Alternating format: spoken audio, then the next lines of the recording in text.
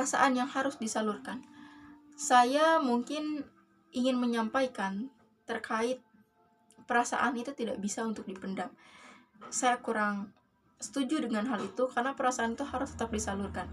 Emosi marah, sedih, bahagia, semua itu harus disalurkan. Tidak bisa tuh yang disebut namanya dipendam aja, nggak apa-apa, jangan semuanya dilampiaskan. Saya tidak setuju dengan itu karena pada akhirnya tubuh kita, diri kita akan mencari jalan pengakuan, jalan penyaluran daripada perasaan-perasaan yang terjadi kepada diri kita.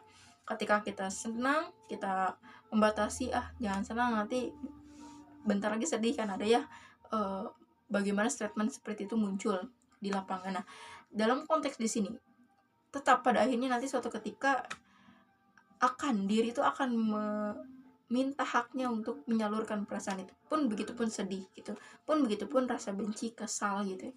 Jadi pada intinya kita harus pandai juga di sini bagaimana kita bisa melatih diri kita cerdas untuk menyalurkan daripada perasaan-perasaan. Seperti yang sempat saya singgung terkait perasaan dari emosi marah, tetap harus salurkan. Cuman yang jadi perbedaan di sini, disalurkan tidak harus sesuai dengan sesuai dengan apa yang terjadi. Misalnya marah, tidak harus semuanya itu disalurkan dengan langsung marah gitu ya, teriak, nada tinggi, tidak harus cara seperti itu. Tapi tetap marahnya kita terima, akui kita sedang marah, kita sedang kesal, sedang benci mungkin ya ke seseorang, tetap terima itu, kemudian olah dengan cara yang positif. Misalnya lagi banyak tugas nih, bagaimana kamu rasa marah itu coba lampiaskan ke menyelesaikan tugas. Itu lebih bijak dan lebih cerdas dalam kita menyalurkan perasaan yang terjadi dalam hidup kita, seperti itu. Jadi stop untuk memendam. Saya kira itu bukan solusi yang tepat karena diri kita akan mencari pengakuan dan jalannya sendiri untuk menyalurkan daripada perasaan emosi yang terjadi kepada diri kita. Ya, jadi tidak ada tuh emosi yang kita pendam, oke, terus udah aja, enggak.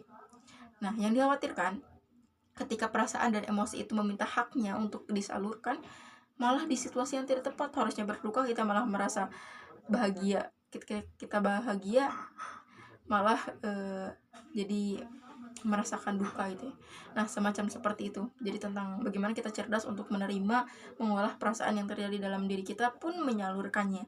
Cuman saya ingin kepada kita semuanya untuk salurkan dengan cara yang positif, dengan cara yang bermanfaat dan menguntungkan untuk diri kita khususnya. Oke, semangat ya.